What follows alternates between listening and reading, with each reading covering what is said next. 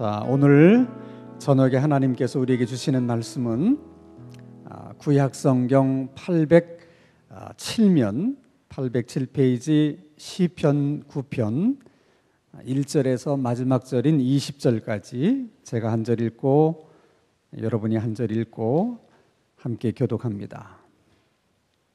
구약성경 807페이지 시편 9편입니다. 내가 전심으로 여호와께 감사하오며 주의 모든 기이한 일들을 전하리이다.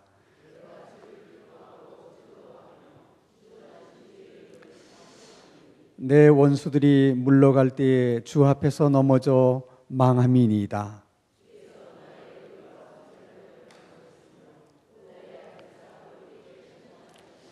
이방 나라들을 책망하시고 악인을 멸하시며 그들의 이름을 영원히 지우셨나이다.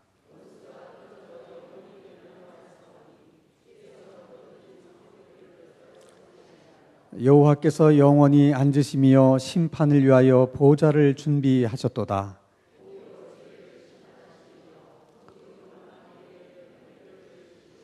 여호와는 압제를 당하는 자의 요새이시요 환난 때의 요새이시로다.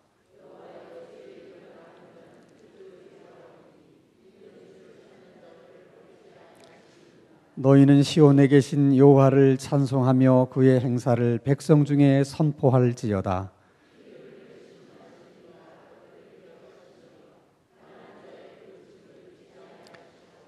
여호와여 내게 은혜를 베푸소서. 나를 사망의 문에서 일으키시는 주여, 나를 미워하는 자에게서 받는 나의 고통을 보소서.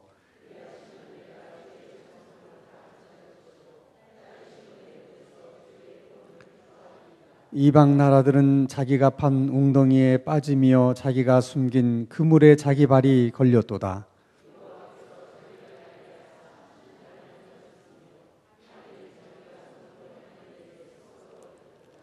악인들이 스홀로 돌아가며 하나님을 잊어버린 모든 이방 나라들이 그리하리로다.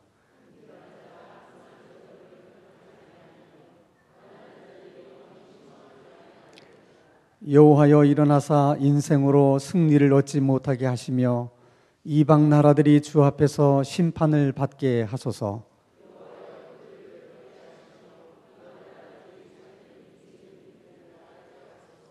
아멘.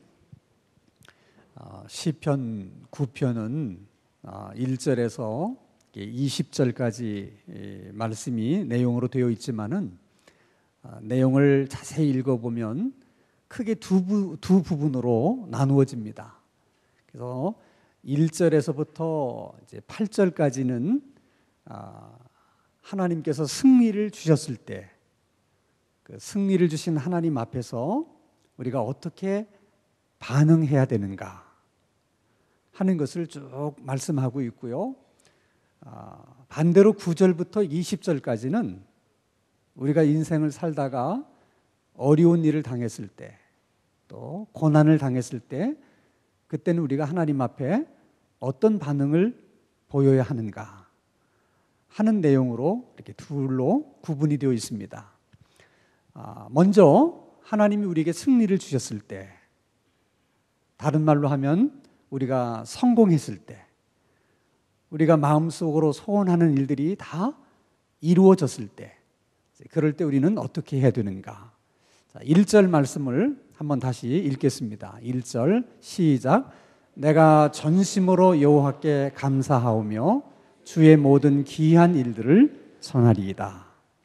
그 첫째가 전심으로 하나님 앞에 어떻게 감사한다. 사람의 눈으로 보면 다 똑같은 감사인 것 같지만 그렇지 않다는 거예요. 감사 중에는 하나님 앞에 그저 예의적으로 감사하는 감사가 있어요. 감사를 안 하자니 뭔가 이렇게 좀 캥기는 것 같고, 그래서 감사하기는 하지만 그냥 예의적으로 감사하는 거죠. 그런 감사가 있을 수 있습니다. 또 한 가지의 감사는 우리가 이제 습관적으로 드리는 감사인데, 우리가 흔히 이제 습관적으로 하지 말자, 예배도 습관적으로 드리지 말고 이제 감사도 습관적으로 감사하지 말라 이런 얘기들을 많이 합니다만은 사실 여러분 예배를 드리는 일이나 또 감사하는 일이나 사실 먼저는 습관을 만드는 일이 굉장히 중요한 거예요. 신앙생활에 있어서 좋은 습관이라고 하는 것은 훈련을 통해서 반복적인 훈련을 통해서 만들어지는 것인데 이것이 우리가 좋은 신앙을 가지기 위해서는 꼭 필요한 것들입니다. 그래서 여러분이 주일날이 되면 다른 생각 없이 그냥 정말 습관적으로 오늘은 교회를 가는 날이다. 그래서 아무 생각 없이 교회를 오게 되잖아요. 그것은 사실 굉장히 성숙한 신앙인이에요. 주일날만 되면 오늘도 교회를 가야 되나 말아야 되나 이렇게 늘 갈등하는 사람보다는 얼마나 믿음이 좋습니까? 오늘 주일날 척 일어나면 다른 생각이 하나도 없어. 그냥 당연히 오늘은 교회 가는 거니까. 그렇게 여러분 훈련된다는 것도 쉬운 일이 아니에요. 그런데 문제는 그게 오랜 동안 반복되다 보면 몸은 습관적으로 교회를 향하고 있는데 마음은 아닐 수 있다는 거예요. 성경은 늘 그걸 경계하는 거예요. 습관이 좋은 것인데 그게 너무 타성에 젖어서 그냥 내용이 없이 형식만 남아있는 것, 그걸 문제 삼는 것입니다. 그러나 습관이 훈련되는 것은 굉장히 중요한 거예요. 감사도 마찬가지예요. 무슨 일이 있으면 하나님께 감사해야지 해서 여러분 그냥 의뢰히 감사하는 거, 이것도 여러분 얼마나 훌륭한 신앙인지 몰라요. 근데 좋은 일이 있을 때마다 이거 감사 헌금을 해야 되나 말아야 되나 늘 갈등하면 얼마나 힘들겠어요. 근데 그런 갈등 없이 금방 감사해야 된다고 결심하고 또 실천에 옮기는 거, 이건 굉장히 좋은 신앙이라고 볼 수 있습니다. 근데 문제는 또 그것이 계속 반복되다 보면 마음에 담기지 않은 의례적인 그냥 감사가 되는 경우가 있다는 것입니다. 근데 그건 안 된다는 거죠. 그러면 여러분, 예의적으로 드리는 감사도 있고 습관적으로 드리는 감사도 있고 그런가 하면 정말 마음을 다해서 전심으로 하나님 앞에 감사하는 그런 감사도 있습니다. 그러면 감사를 받으시는 하나님의 입장에서는 어떤 감사를 좋아하실 것 같아요? 전심으로 드리는 감사를 하나님은 기뻐하십니다. 그러면 우리가 어떤 때 전심으로 하나님 앞에 감사를 드리게 될까? 대부분의 경우는 인생의 바닥을 쳤을 때예요. 예를 들면 전쟁에서의 승리를 한번 예를 들어 봅시다. 적과 이제 전쟁을 해야 되는데 가만히 계산해 보니까 승리할 수 있는 확률이 50대 50인 경우에 전쟁을 해서 승리한 경우, 또 전쟁을 앞두고 가만히 계산해 보니까 승리할 수 있는 확률이 30대 70이에요.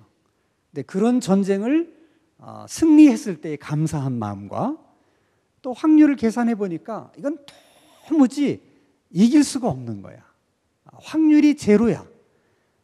그런데 그런 싸움에서 내가 승리를 했다. 이 세 가지 경우에 어떤 감사가 가장 큰 감사로 감사를 드릴 것 같습니까? 확률이 전혀 없었을 때거든요. 그러니까 우리가 인생이 정말 바닥을 쳤다고 생각했을 때 어떤 승리를 경험하거나 어떤 내 소원이 이루어졌을 때 그때 전심으로 감사하게 돼요. 이건 도무지 승리할 수 있는, 이길 수 있는 싸움이 아닌데 막상 전쟁을 시작하다 보니까 어디서 그런 힘이 생겼는지 힘이 막 생기는 거예요. 싸우면 싸울수록 힘든 게 아니고 뭔가 힘이 솟구쳐 나서 그래서 그 전쟁에서 내가 승리한 거예요. 여러분, 그렇게 우리 인생에서 내 소원이 이루어지고 또 내가 이기게 되는 그런 일들이 많이 있어요. 그때 믿음이 없는 사람들은 그렇게 해서 승리한 나를 보고 탁월하시다고, 어쩌면 그렇게 작전을 잘 짜셔가지고 그렇게 정말 불리한 싸움에서 그렇게 이기게 되셨는지 모르겠다고. 그래서 모든 칭찬과 영광을 누구에게 돌려요? 전쟁에서 이긴 나에게 돌리는 거죠. 그러니까 믿음이 없는 사람은 보이는 거 그거밖에 안 보이니까. 근데 정작 승리를 한 나는 알아요. 이건 누구 때문에 이긴 거라는 것을. 하나님 때문에. 그래서 그런 사람들이 그런 얘기를 많이 하면 할수록 아니야, 그게 아니야. 이건 하나님이 나로 하여금 이기게 해주신 거야. 이것은 하나님이 내게 주신 승리야. 그럴 때 어떻게? 전심으로 하나님 앞에 감사하게 된다는 거예요. 자, 이때 여러분 우리가 이제 오해하기 쉬운 게 하나 있어요. 그러면 하나님은 이게 전심으로 우리가 드리는 감사를 기뻐하시기 때문에 그런 전심으로 드리는 감사를 받으시려고 그러면 일부러 우리를 인생의 그냥 바닥으로 이렇게 떨어지게 하시는 걸까? 그것은 아니에요. 근데 잘못 생각하면 우리가 그렇게 하나님을 오해할 수 있는 거예요. 그래서 사도 바울이 이런 얘기를 했어요. 죄가 있는 곳에 하나님의 은혜가 넘치도다. 그 말을 오해해서 그럼 하나님의 은혜가 넘치도록 하려면 죄를 많이 지어야 된다, 이렇게 얘기하면 안 된다는 거야. 그 말의 의미는 죄를 지으면 반드시 상응하는 심판을 받아야 돼요. 더 많은 죄를 지은 사람은 더 많은 심판을 받아야 되고, 더 큰 죄를 지은 사람은 더 큰 심판을 받아야 돼요. 그게 마땅한데 하나님이 그런 자에게 긍휼을 베푸신 거예요. 그래서 이 사람은 다른 사람보다 자기가 지은 죄가 더 컸기 때문에 하나님이 베풀어 주신 긍휼도 다른 사람에게 베푸신 긍휼보다는 더 큰 긍휼이라고 느끼게 되는 거죠. 그래서 하나님의 은혜가 다른 사람이 느끼는 은혜보다 더 크게 느끼게 된다는 거예요. 그러니까 하나님은 그렇게 악한 것이지만은 하나님이 그것을 선하게 역사하시는 하나님이시지, 하나님이 우리에게 전심으로 드리는 감사를 받기 위해서 일부러 우리를 이게 바닥으로 떨어뜨리게 만드시는 하나님은 아니라는 거예요. 자, 여러분 보세요. 많은 분들이 하나님을 쉽게 원망하는 이유 중에 하나가 뭐냐면, 나는 왜 특별히 잘못한 것이 없는 것 같은데 왜 이렇게 내 인생은 꼬이는지 모르겠다. 왜 하나님이 나에게는 이렇게 많은 어려움을 주는지를 모르겠다. 이렇게 생각하는 것입니다. 그러나 여러분, 엄밀한 의미에서 얘기하면 인간은 모두가 태어날 때부터 원죄를 가지고 태어나요. 그 원죄의 죄의 결과로 인해서 우리 인생은 다 저주 가운데 있는 거예요. 그냥 엄밀한 의미에서 보면 그 죄 가운데에서 태어난 인간은 그 죄 때문에 늘 어려움을 겪으면서 불행하게 인생을 살아가는 것이 그게 당연한 거라는 거야. 그걸 이상하게 생각하면 안 된다는 거야.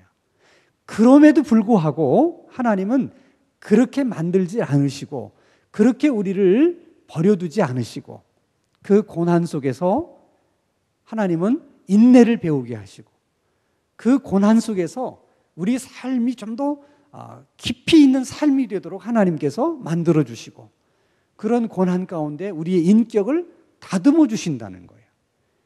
그러니까 우리 입장에서는 사실 고난을 받는 것이 당연한 일인데 그 당연한 일을 가지고 하나님은 우리에게 이 모양 저 모양으로 어떻게 유익하게 만들어 주신다는 거예요. 그러니까 여러분, 하나님은 이렇게 좋으신 하나님이에요. 그러니까 여러분이 어떤 경우든 하나님에 대한 믿음을 가질 때 하나님은 선하시고 좋으신 하나님이다 하는 믿음을 항상 가지셔야 돼. 그래서 히브리서에도 믿음이 없으면 하나님을 기쁘시게 하실 수 없다. 그래서 하나님을 기쁘시게 하려면 하나님이 계신 것과 그 하나님이 어떤 하나님이라고 상 주시는 하나님이라고 하는 것을 믿어야 된다. 그러니까 여러분, 믿음이라고 하는 것은 믿는 대로 되는 거예요. 하나님은 선하시고 좋으신 분이시다. 어떻게 해서든지 우리에게 상 주시기를 기뻐하시고 우리에게 복 주시기를 원하시는 하나님이시다. 이렇게 여러분이 믿으면, 그렇게 믿는 사람은 그런 하나님을 경험하게 되는 거야. 왜냐하면 믿음대로 되는 거니까. 근데 하나님을 자꾸 이렇게 원망하고 이렇게 되면 그분은 하나님을 원망하는 하나님을 경험하게 되는 거예요. 그러니까 어떤 경우든 하나님은 선하신 분이다. 이 믿음을 잃어버리면 안 돼. 이렇게 여러분 전심으로 하나님 앞에 감사를 하면, 전심으로 하나님 앞에 감사하는 그 일을 누구인가에 말하고 싶은 거예요. 그래서 1절 말씀에 하나님께서 행하신 모든 기이한 일들을 내가 다른 사람들에게 어떻게 전하리이다. 그러니까 정말 여러분 전심으로 감사하는 마음이 있으면 그 감사한 내용을 너무 마음속에 담고 있는 게 벅차서 그걸 누구인가가 말해주고 싶은 마음이 생긴다는 거야. 그걸 다른 말로 뭐라고 그래요? 간증이라고 그러는 거야. 간증이라고. 근데 그렇게 간증을 하려고 할 때 우리가 받는 유혹이 하나 있어요. 뭐냐면 하나님께서 행하신 그 기이한 일들을 정말 너무너무 감사해서 내가 많은 사람들에게 간증을 해야지, 이런 마음이 드는 순간 믿음 없는 사람들이 나를 보고 내가 잘나서, 내가 능력이 있어서, 내가 지혜가 있어서 마치 그런 일을 이루어낸 것처럼 얘기를 하는 거예요. 그때 내 마음속에 아닌데, 그건 아닌데, 이건 하나님이 나에게 주신 승리인데, 그러면 그 사람들이 그렇게 얘기할 때 정색을 하고, 그게 아니라고, 저를 그렇게 높이 봐주셔서 감사하긴 하지만은 사실은 이거는 내가 한 것이 아니라고, 그것은 하나님이 내게 주신 은혜라고, 하나님 그렇게 하신 거라고, 이렇게 얘기를 해야 되는데, 그때 여러분 정색을 하고 그렇게 얘기를 하지 않으면, 그리고 입을 다물고 있으면 자꾸 사람들이 더 그렇게 얘기를 해요. 그러면 이제 그 사람들이 너무 나에게 그런 얘기를 많이 했기 때문에 새삼스럽게 내가 그게 아니라고, 이거 하나님이 하신 거라고 하는 얘기를 할 수가 없는 거야. 모든 것은 여러분 타이밍이 있는 거야. 근데 그 타이밍을 놓쳐버리면 그게 안 돼요. 그러다 보면 진짜 하나님이 내게 주신 승리인데 내가 잘해서 마치 이긴 것처럼 그렇게 돼버리는 거야. 시작은 그게 아니었는데 하다 보니까 그렇게 되는 거야. 그래서 여러분 승리했을 때, 여러분 기도 응답을 받았을 때, 성공했을 때, 여러분들이 소원하는 대로 뭔가 되었을 때, 그때가 우리들에게는 굉장히 조심해야 될 때예요. 그러니까 감사는 빠르면 빠를수록 좋고 간증도 빠르면 빠를수록 좋은 거예요. 자, 그럴 때 여러분 이제 많은 사람들이 이제 간증하는 일을 이제 두려워해요. 이유는 내가 충분히 이해합니다. 그리고 간증할 때 또 간증하시는 분도 굉장히 조심해야 돼. 그 간증이 제대로 된 간증이냐 아니냐 하는 것을 뭘로 판단하면 되냐면, 내가 간증을 하잖아요. 하나님께서 이렇게 기이한 일을 행하셨다고, 나에게 이렇게 승리를 주셨다는 얘기를 할 때 하나님을 높이려고 하는 동기를 가지고 간증을 하는 거잖아요, 내가. 그래야 안 그래요? 그렇죠? 그러면 듣는 사람도 그 간증을 들으면서 정말 하나님을 이렇게 높이고 싶은 마음이 막 마음속에서 생겨나면 그건 간증을 제대로 한 거예요. 참된 간증은 그래야 돼요. 그러니까 여러분 가끔 우리가 이제 간증하시는 강사분들을 모시고 이제 집회를 하잖아요. 그때도 마찬가지예요. 그분의 간증이 정말 참된 간증인가 하는 것은 어떻게 아느냐? 성도들이 그 간증을 막 들으면서 정말 그 간증하시는 분이 그 일을 통해서 막 하나님을 높이는 것처럼, 우리도 그 간증을 들으면서 막 우리도 그 하나님을 높이고 싶은 마음이 막 이렇게 생겨나면 그 간증이 제대로 되고 있는 거야. 근데 왠지 자랑하는 것 같아. 그렇게 느끼면 그건 간증을 잘하고 있는 게 아니에요. 그러다 보면 간증을 들으면서 하나님을 높이려고 하는 마음이 생기는 것보다는 간증하는 사람이 위대해 보여. 와, 믿음이 얼마나 좋으면 저렇게 될까? 그걸 부러워하면서 간증하는 사람을 집착하게 돼. 그건 간증 잘못한 거예요. 하나님의 관련된 일을 전하는 목사나 간증하는 자나 하나님의 일을 이야기하는 모든 사람은 세례 요한의 말처럼 그냥 광야에서 외치는 소리가 돼야 돼요. 소리는 내고 난 다음에 흔적이 없어요. 소리만 기억할 뿐이지. 그게 중요한 거예요. 그러니까 하나님의 일을 어쨌든 간증을 하든 뭐 하나님의 말씀을 전하든 하나님의 일을 하시는 사람들에게는 팬이 있으면 안 돼. 연예인들에게는 팬이 있는 게 좋아요. 뭐 유명한 운동선수들에게도 팬이 있는 게 좋아. 그러나 주의 종들에게는 팬이 있으면 안 돼요.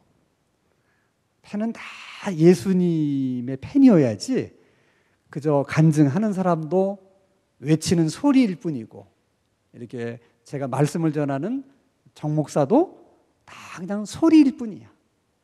그러니까 여러분들이 정 목사님을 통해서 말씀을 통해서 여러분들이 신앙훈련을 받지만 항상 기억나는 건 누구만? 주님만 기억에 남아야 돼. 저를 너무 오래 쳐다보지 마세요. 그건 다 마찬가지예요, 여러분. 우리는 다 광야에서 외치는 소리일 뿐이야. 소리일 뿐이야. 자, 그러면 여러분, 우리가 이렇게 간증을 하고 이제 이렇게 하는 일들을 가만히 생각해 보면 우리는 그냥 승리했다, 성공했다, 그리고 기도 응답을 받았다. 그것만 감사한 일이라고 생각하는데 사실은 그렇지 않아요. 그것 때문에 하나님 앞에 감사할 수 있는 거, 그것 때문에 하나님을 높일 수 있게 된 거, 그것 때문에 내가 다른 사람에게 간증할 수 있는 거, 이것들도 다 하나님의 복이야. 어떻게 보면 승리했다는 그 자체보다도, 내 기도의 응답이 이루어졌다는 그 자체보다도 그것 때문에 내가 하나님을 높일 수가 있었고, 그것 때문에 내가 하나님 앞에 진심으로 감사를 할 수 있었고, 그것 때문에 내가 다른 사람에게 그 하나님을 이야기할 수 있다는 거, 그게 여러분 더 큰 은혜일 수가 있어요. 응? 그걸 아셔야 돼. 그래서 이제 신앙생활을 하다 보면 이제 그런 얘기를 이제 많이 하는 거를 제가 듣는데, 신앙생활 하다가 이제 성도들이 제일 많이 이제 걸리는 문제가 뭐냐면 하나님 앞에 이제 헌금하는 문제야. 헌금하는 문제. 그래서 워낙에 예민한 문제고 또 시험 드시는 분들이 너무 많아서 저는 이제 헌금에 관한 설교는 거의 안 하죠. 저도 여러분 들어보신 적이 별로 없지. 정말 하나님이 이제 성령으로 감동을 주셔서 이제 그렇게 말씀을 해라 그럴 때는 제가 하지만 잘 안 해요. 왜냐하면 나는 어라고 얘기했는데 아라고 듣는 분이 너무 많아. 특히 헌금에 관한 설교는 그렇게 들으시는 분들이 너무 많아서 제가 이제 시험에 들까 봐 이제 잘 하지 않는데, 자, 여러분, 우리가 감사한 마음이 있어서 그 감사한 마음을 하나님 앞에 표현하기 위해서 이제 헌금을 드리잖아요. 그것이 얼마나 우리에게 큰 은혜인가 하는 것을 깨닫는 것이 복이에요. 그게 여러분 이제 신앙의 이제 경지에 들어가는 이제 하나의 단계야. 쉽게 설명하면 보세요. 자, 여러분이 10만 원을 하나님 앞에 헌금을 했어요. 그러면 그 10만 원을 헌금하지 않으면 그 10만 원 가지고 여러분 뭐 하시겠어요? 할 게 많죠. 10만 원 가지면 살 것도 많고 할 것도 많아요. 그러면 그 10만 원 가지고 내가 사고 싶은 걸 사면 행복해요. 그 10만 원 가지고 어디 갈 데를 가면 행복해요. 10만 원 가지고 내가 먹고 싶은 거 먹으면 행복해요. 그래요. 그런데 행복이란 내가 10만 원을 가지고 내가 사고 싶은 거 사고, 가고 싶은 데 가고, 먹고 싶은 데 먹는 것만이 행복이 아니라는 거야. 여러분, 행복은 그런 행복만 있는 게 아니에요. 그 10만 원을 하나님 앞에 드리는 행복도 있는 거야. 그 행복이 어떤 것인가를 깨달은 자가 하나님이 어떤 분인지를 아는 거야. 그러니까 믿음이 없는 사람이나 예수를 안 믿는 사람은 그 행복을 모르는 거야. 알 턱이 없지. 그러니까 예수 믿는 사람이 미련해 보이는 거야. 그렇게 보일 수밖에 없어요. 근데 여러분, 우리가 뭐 하나님이 아니더라도 사랑하는 사람이 있다, 만약에 여자친구가 있다, 남자친구가 있다, 그럴 때 똑같은 원리잖아요. 내가 그 10만 원이 있을 때 내가 쓸 수 있지만 그 10만 원을 가지고 사랑하는 여자친구나 남자친구를 위해서 내가 뭔가를 할 때 그 10만 원을 가지고 내가 쓴 것보다 더 기쁘잖아요. 안 기쁜 사람들은 연애를 안 해보신 분이야. 진짜를 하신 분은 그게 내가 먹은 것보다도, 내가 쓴 것보다도 더 기쁜 거야. 그래서 그렇게 하는 거거든요. 그 기쁨을 연애를 안 해보신 분은 모른다니까. 똑같아요, 여러분. 그래서 저는 늘 기도하기를 우리 성도들이 하나님 앞에 이 드리는 기쁨이 어떤 기쁨인가를 깨닫게 되기를 제가 기도해요. 그 행복은 내가 그 돈을 가지고 쓰는 것보다 훨씬 큰 행복이야. 그런데 하나님의 입장에서는 또 어떻게 생각하시느냐? 하나님이 우리에게 이제 은혜를 주셨잖아요. 항상 하나님이 우리에게 은혜를 주시거나 복을 주시면 그걸 내가 감당할 수 있는가 하는 것을 늘 보세요. 왜냐하면 하나님이 나 잘 되라고 복을 주셨는데, 내가 행복하라고 하나님이 은혜를 주셨는데, 오히려 하나님이 주신 복 때문에, 은혜 때문에 행복해지지 못하고 불행해지면 그 주신 하나님의 입장에서는 얼마나 마음 아픈 일입니까? 그러니까 하나님이 우리에게 복을 주실 때 아주 조심스럽게 주시는 거야. 근데 그 복을 하나님이 주셨더니 그 받은 사람이 너무 감사하는 거야. 시편 기자처럼 전심으로 하나님 앞에 감사해. 그러면 하나님이 어떻게 판단하시냐면, 아, 내가 이 정도의 복을 충분히 감당할 수 있는 믿음의 그릇이 되는구나. 그러면 하나님은 그게 또 기쁘신 거야. 그게 기쁘신 거야. 그러면 하나님은 조금 더 은혜를 주시거나 또 복을 주세요. 그랬더니 이번에도 또 전심으로 하나님 앞에 감사해. 그러면 하나님이 보실 때, 아, 그 정도의 복도 담을 만한 믿음의 그릇이 되는구나. 그래서 또 하나님이 주세요. 근데 어떤 사람은 딱 한 번 하나님이 주셨는데 감당을 못해. 그러면 그냥 그 축복이 처음이자 마지막이야. 그래서 성경에서 예수님이 뭐라고 말씀하시냐면, 있는 자는 더 얻게 될 것이고 받게 될 것이고, 없는 자는 있는 것까지도 빼앗기게 되리라. 이건 예수님이 아주 깊은 뜻의 말씀을 하시는 거야. 그러니까 영적인 세계도 어떻게 보면요, 부익부 빈익빈이 될 수 있는 거야. 그러니까 복을 받는 사람은 계속 받아. 잘 되는 사람은 계속 잘 돼. 안 되는 사람은 또 안 돼. 그걸 세상 사람들은 뭐라고 얘기하느냐? 팔자소관이다. 이렇게 얘기하는 거예요. 그게 팔자소관이 아니고 내 학위에 달린 거야. 그러니까 여러분, 항상 그런 일이 있을 때 내 믿음의 그릇이 어느 정도나 되는가를 생각해 봐야 돼. 근데 담을 만한 그릇은 안 되는데 다른 사람이 받는 거 보고 욕심이 나서 나도 그렇게 받기를 원하면 안 되는 거야. 그 사람에게는 복이지만 담을 만한 그릇이 안 된 사람에게는 그만한 복이 내게는 불행한 일이 될 수 있어요. 그러니까 여러분들이 하나님께 더 많은 복을 구하기 전에 하나님이 그런 복을, 내가 원하는 그런 복을 주셨을 때 내가 그걸 담을 만한 믿음의 그릇이 되기 위해서 내가 하나님 앞에 계속 기도하고 신앙의 훈련을 하는 것이 중요해요. 그럼 여러분 보세요. 여러분 지금 신앙생활을 뭐 10년 하신 분도 있고 20년 하신 분도 있고 30년 하신 분도 있는데 한번 여러분이 오늘 저녁에 마음속으로 이렇게 한번 생각해 보세요.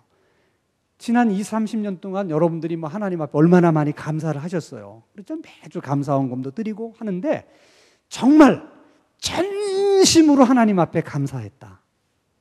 응? 그런 적이 몇 번이나 있었는가를 한 번쯤 생각해 보세요.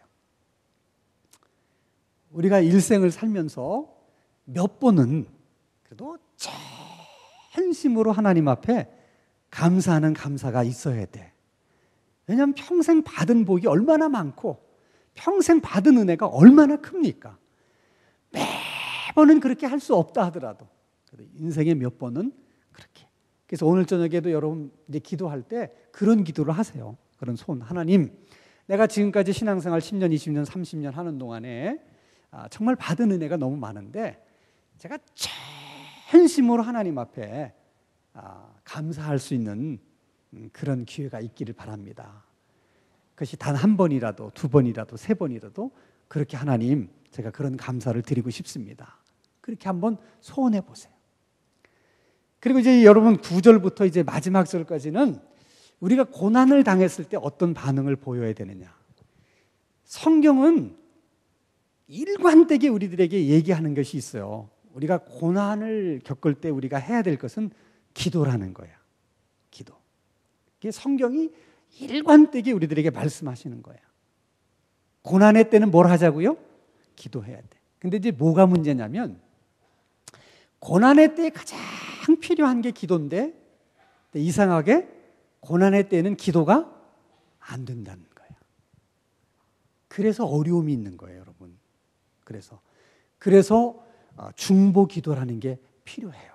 그래서 여러분 인생을 살면서 뭐 이런 친구도 필요하고 저런 친구도 필요하지만은 특별히 기도해 줄 수 있는, 중보 기도해 줄 수 있는 친구가 있다는 것이 큰 복입니다.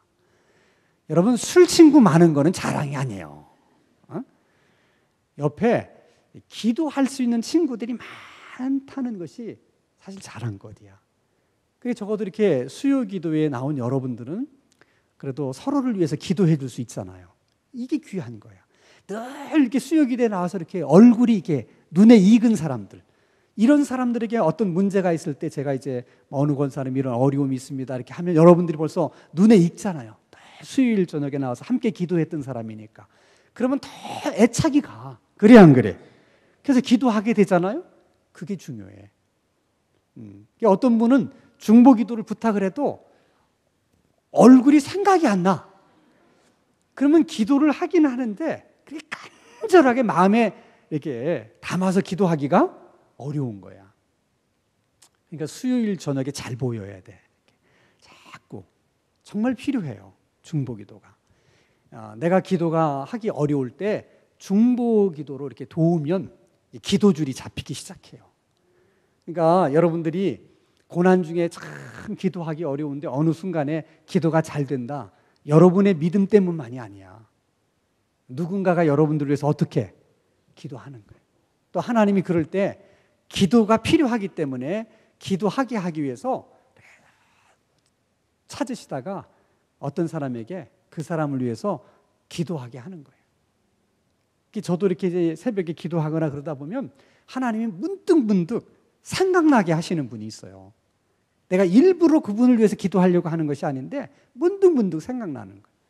그건 하나님이 그분을 위해서 필요하기 때문에 기도케 하시는 거예요. 그 중보 기도가 필요해요. 자, 그러면 기도가 안 될 때 중보 기도의 도움을 받는 일이 필요하고 또 한 가지는 그게 중요한 건데 다윗과 같은 자세를 갖는 거야. 그건 뭐냐면 오늘 10절 말씀을 한번 보겠어요. 10절. 자, 한번 같이 읽겠습니다. 시작.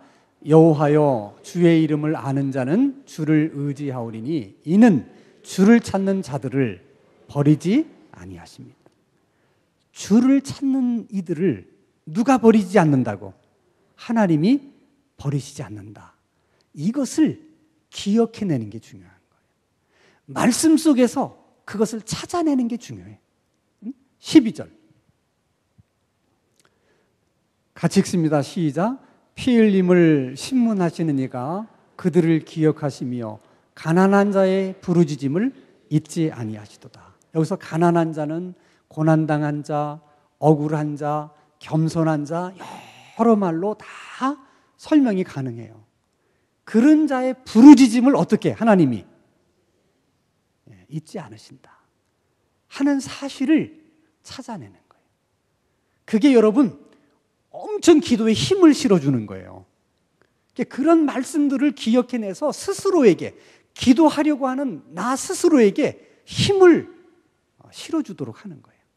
그래서 항상 여러분 어떤 치유를 위해서 기도할 때도 제가 늘 얘기하잖아. 막연하게 기도하지 말고 하나님이 어느 권사님도 치료해 주신 것처럼, 하나님이 성경 속에 히스기야를 치료해 주신 것처럼, 혈루증거인 여인을 고쳐주신 것처럼 그렇게 기억해내서 기도하라는 거예요. 그러면 하나님은 여러분들이 그렇게 기도할 때마다 하나님은 엄청 부담스러워. 이 권사를 고쳐주신 것처럼 내가 이 권사 고쳐줬는데, 그게 중요한 거예요. 성경의 약속을, 또 우리들의 기도 가운데 응답받았던 경험들을 가지고 하나님 앞에 나가서 그걸 막 기도하는 거예요. 하나님은 우리가 기도하기 힘들 때 하나님이 어떤 분인가 하는 거를 우리에게 아주 분명하게 말씀해 주신 말씀이 하나 있어요. 우리 이사야서 말씀 한번 보겠습니다. 이사야 49장 15절. 이 말씀은 여러분들이 꼭 외워두셔도 좋고 다 이렇게 빨간 줄로 쳐놓으세요. 한번 읽겠습니다. 시작. 여인이 어찌 그 젖먹는 자식을 잊겠으며 자기 태에서 난 아들을 긍휼히 여기지 않겠느냐. 그들은 혹시 잊을지라도 나는 너를 잊지 않을 것이다. 하나님이 우리들에게 하실 말씀은 다 하셨어. 응? 너희들이 젖먹는 그 아이를 어떻게 엄마가 잊을 수 있겠느냐. 그러나 설사 잊는다 할지라도 하나님은 우리를 잊지 않으시겠다. 더 무슨 말이 필요해. 그 말씀을 붙잡고 하나님의 긍휼하심을 구해야 돼요. 그래도 기도가 안 되면 그때는 이제 수도사들이 기도한 걸 여러분이 이제 훈련하셔야 돼. 이렇게도 기도가 안 될 경우 수도사들은 주여, 하나님의 아들이신 예수 그리스도시여, 나를 불쌍히 여기소서. 기도가 안 나오면 그 기도만 계속해서 반복하는 거예요. 하나님의 아들 예수 그리스도시여. 한번 따라서 합시다. 하나님의 아들이신 예수 그리스도시여, 나를 불쌍히 여기소서. 그 기도만 계속 반복해. 그러니까 여러분들도 기도가 탁 막혀서 안 될 때, 그때는 그것만 계속 되풀이하면서 기도를 하세요. 그러다 보면 기도의 문을 열어주세요. 자, 여러분, 오늘 또 본문 19절, 20절도 중요한 말씀이기 때문에 이거 지나칠 수가 없어요. 시간이 좀 갔더라도 설명이 필요한 말씀인데 19절, 20절을 같이 읽으면 시작. 여호와여 일어나사 인생으로 승리를 얻지 못하게 하시며 이방 나라들이 주 앞에서 심판을 받게 하소서. 20절 여호와여 그들을 두렵게 하시며 이방 나라들이 자기는 인생일 뿐인 줄을 알게 하소서 하는 건데, 이런 구약 성경에 이런 말씀들이 자주 나와요. 이런 말씀을 언뜻 보면 마치 이스라엘은 선하고 이방 나라는 악하고 이렇게 이분법으로 구분을 해놓고 이방 나라를 심판하소서, 이방 나라들에 대해서 주여 분노하소서, 이런 표현들이 나와요. 계속해서. 그러면 정말 하나님은 이렇게 이분법으로 구분하셔서 그렇게 하시는 거냐? 그렇지 않아요. 그런 오해들을 가지시면 안 돼요. 근데 오늘 이제 한국 크리스찬들 가운데도 가장 많이 오해하는 부분이 뭐냐면 구약 성경에 나오는 이런 표현들을 그대로 가져다가 오늘의 상황에 그대로 적용을 하는 거야. 응? 그래서 마치 교회는 선하고 예수 믿는 사람은 선하고 안 믿는 사람, 불신자들은 악하고 세상은 악하고 이렇게 이제 이분법으로 생각을 하는 경우들이 있어요. 그렇지 않아요, 여러분. 그렇게 생각하면 안 돼요. 세상은 우리가 구원해야 될 대상이고 주님은 우리들을 위해서만 십자가에 달려 돌아가신 것이 아니고 저 세상 사람들을 위해서도 십자가에 달려서 돌아가신 그것을 항상 잊으셔서는 안 돼요. 자, 그런데 하나님이 그렇게 이분법으로 구분하시는 건 아닌데 어떤 경우에는 그러시는 경우가 있다는 거야. 어떤 경우에는. 그 어떤 경우의 경우를 일반화시키면 안 되는 거야. 다시 말하면 이스라엘이 하나님의 백성들이잖아요. 근데 어떤 경우는 이스라엘이 하나님을 대신할 때가 있어요. 그럴 때는 하나님이 구분을 하십니다.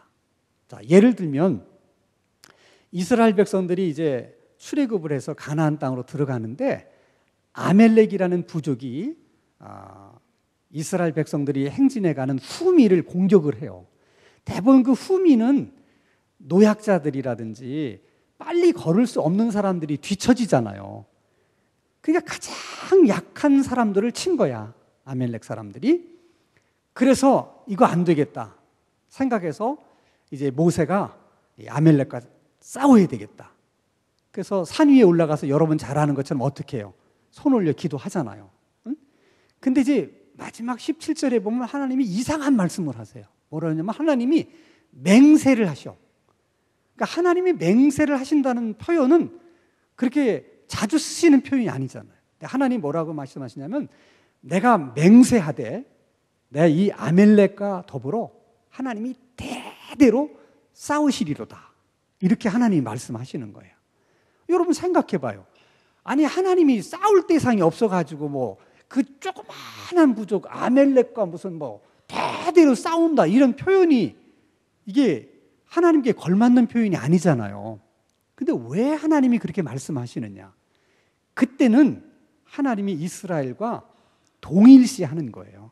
그래서 아멜렉이 이스라엘을 쳤지만 하나님 그때 아멜렉이 누구를 친 걸로 생각하셨냐? 하나님을 치신 것으로 공격하신 것으로 하나님이 받아들이신 거예요. 그때는. 왜냐하면 지금 하나님의 계획에 따라서 하나님의 섭리를 따라서 이스라엘 백성들이 가나안 땅으로 가고 있었는데 그 하나님의 계획을 아멜렉이 방해한 거거든요. 그때 하나님은 그것을 자신의 일로 받아들여요. 그리고 여러분 이스라엘 백성들을 보고 가나안 땅에 들어가거든 그들을 다 진멸하라 그래요. 응? 어린 아이들까지 다 죽여라. 그때도 하나님은 가나안 사람들이 이제 죄악이 너무 관영해서 소돔과 고모라를 심판하실 때처럼 이제 더 이상 가나안 사람들을 그냥 둘 수 없어서 하나님이 이제 심판하시기로 결심을 하세요. 근데 소돔과 고모라를 심판할 때는 하늘에서 유황불을 내려서 심판을 하셨어. 근데 가나안 사람들을 심판할 때는 하나님이 이스라엘 백성들의 손을 통해서 이들을 심판하시기를 원하신 거예요. 그러면 이스라엘 백성들이 들어가서 이제 가나안 사람들을 진멸할 때는 누구를 대신해서 하는 거예요? 하나님을 대신해서 심판하고 있는 거예요. 그때도 하나님은 이스라엘 백성과 하나님 자신을 동일시한 거야. 그런데 지금 자기들은 하나님을 대신해서 심판을 하고 있는데 아우 요 어린아이가 무슨 죄가 있다고 불쌍하다. 얘는 살려두자. 만약에 그렇게 하면 지금 하나님의 공의로 심판하시는 하나님의 심판에 대해서 이의를 제기하는 거야. 마치 자기가 하나님보다 더 자비로워서 그래서 이 아이를 살려두는 것처럼 그렇게 되는 거야. 그러면 돼, 안 돼? 안 되는 거야. 그러면 그렇게 한 놈도 하나님이 심판하실 수밖에 없는 거야. 그러니까 이거를 구분하지 못하면 아유 어떻게 사랑이 많으신 하나님이 그래 그 어린아이가 무슨 죄가 있다고 그걸 다 어린아이까지 진멸하라고 하느냐 그렇게 생각할 수 있는 거야. 그러니까 여러분 이런 말씀들을 읽다 보면 항상 다윗은 그 원수들을 진멸해 주십시오 심판하십시오 할 때도 꼭 자기를 위해서만이 아니라는 거야. 그게 그러니까 다윗이 이제 성령의 감동 속에서 이런 기도를 할 때 보면 하나님과 동일시되는 때가 있는 거야. 응? 성령의 감동으로. 그래서 하나님께서 그들을 심판하십시오. 하나님의 공의로 심판하셔서 하나님이 공의로우신 하나님이라는 것을 하나님 보이셔야 됩니다. 그렇게 보여주십시오. 그런 기도야. 그러니까 항상 다윗은 기도할 때 자기를 위한 기도 같지만은 궁극적으로는 누구를 위한 기도예요? 하나님을 위한 기도라는 거예요. 그게 여러분 굉장히 중요한 거예요. 그 얘기를 하기 위해서 제가 이 설명을 한 거야. 자, 예를 들어서 우리가 병자들을 치유해 달라고 기도해. 응? 그러면 그 병자가 낫는 것이 하나님에게 영광이 될 수도 있고 그 영혼을 그냥 하나님이 불러가시는 것이 하나님에게 영광이 될 수 있어요. 근데 우리가 어떤 것이 하나님께 영광이 되는지 알아 몰라? 몰라요. 모르기 때문에 우리는 우리 생각과 우리 수준으로 기도하게 돼. 우리 생각에는 어떻게 해야지 하나님이 영광이 될 거라고 생각해? 그 사람이 치유되는 것이 하나님께 영광이 될 거라고 생각해. 우리 수준이야. 우리 생각이야. 그러니까 우리는 그렇게 기도할 수 있다 없다? 있어요. 우리는 그렇게 기도할 수 있는 거예요. 우리 수준이 그거밖에 안 되니까. 그러니까 우리는 그렇게 기도해요. 근데 만약에 치유가 안 됐어. 그때가 중요한 거야. 그때가 뭐 열심히 기도하면 하나님이 다 들어주실 것처럼 하고 뭐 다 치료해 주실 것처럼 하더니 뭐 안 치료해 주셨네? 이러면 하나님에 대해서 원망하게 되거나 기도에 대해서 회의를 가지게 되는 거야. 누구 생각이야 그게? 내 생각이에요. 그러니까 모든 원망은 인본주의적인 생각에서 나오는 거야. 내 중심적으로 생각하니까 하나님이 이해가 안 되는 것이고 하나님이 이해가 안 되니까 원망하게 되는 거야. 그렇지 않아요, 여러분. 그 속을 누가 다 알겠어요. 우리가 볼 수 있는 게 얼마나 된다고. 그렇지 않아요. 그러니까 우리의 수준으로서는 최선을 다해서 그렇게 기도하지만 그렇게 되지 않았을 때는 우리는 그것을 어떻게 해야 돼? 받아들여야 되는 거예요. 항상. 여러분 보세요. 하나님을 사랑하는 성도들이 한두 명도 아니고 많은 성도들이 그렇게 간절하게 만약에 어떤 분의 치유를 위해서 기도했다. 그런데도 치유가 안 됐다. 그러면 하나님이 얼마나 강력한 뜻이 있으면 그렇게 믿음의 성도들이 그렇게 간절히 기도했는데도 그 기도대로 안 들어주시겠어. 그걸 이해를 하셔야 돼. 응? 그렇게 생각을 안 하고 우리가 이렇게 열심히 기도했는데 뭐 하나님은 귓구멍이 어디 있어가지고 뭐 이런 소리 하면 안 된다는 거야. 하나님의 입장에서는 얼마나 그렇게 되겠냐는 거야. 그러나 하나님의 더 큰 뜻이 그렇게 하는 것이 하나님에게 더 영광이 되는 것이기 때문에 그렇게 하는 거죠. 그러니까 우리가 그걸 받아들여야 돼. 그거를 잘못하면 또 코에 걸면 뭐 코걸이, 귀에 걸면 귀걸이. 그래서 다 합리화시키는 것처럼 그렇게 오해를 해서도 안 되는 거야. 우리는 내가 합리화를 시키기 위해서 그렇게 하는 것이 아니고 정말 믿음으로 우리가 그걸 받아들이는 것뿐이야. 그만큼 우리의 기도가 진실했기 때문에 그렇게 하는 거예요. 그러니까 모든 기도는 하나님의 영광을 위해서 해야 되는 거야. 자, 여러분들이 여러분의 어떤 성공을 위해서 기도했어. 그 여러분들의 성공이 하나님의 영광이 될 수도 있고 아닐 수도 있어. 그래 안 그래? 그런 거예요, 여러분. 꼭 내가 성공해야만 하나님이 영광 받으시는 건 아니라는 거예요. 모든 면에서 그래. 그러면 여러분의 아들과 딸이 서울대학교 꼭 들어가야 하나님이 영광 받으셔? 누구 생각이야 그게? 내 생각이야. 내 생각에 우리 자식이 서울대에 들어가면 하나님 영광 나타난다고 나는 그렇게 생각해. 근데 그럴 수도 있지만 아닐 수도 있다는 거야. 그것도 우리가 받아들여야 돼. 받아들여야 된다. 근데 내가 막 우리 아들 서울대학교 들어가기 위해서 내가 막 작정 100일 기도하고 뭐 그렇게 했는데 안 됐어. 하나님이 이럴 수 있느냐? 그렇게 생각하면 안 돼. 기도의 목적이 나의 영광을 위해서 기도하는 것이 아니라 누구의 영광을 위해서? 하나님의 영광을 위해서. 그게 제일 중요한 거야. 어떻게 응답이 되든 그것이 하나님께 영광이 되는 것이라면 우리는 아멘이야. 할렐루야. 그런 기도 속에서 우리의 기도가 깊어지기 시작하는 거예요. 오늘도 주신 말씀 이런 것들을 가지고 우리가 함께 좀 기도를 하겠습니다. 자, 우리 기도 구호 제창하고 우리 찬송 부르고 기도합니다. 기도는 기도 시간이 없으면 기도 시간이 없으면 기도는 우리가 기도하면 아멘, 아멘, 아멘.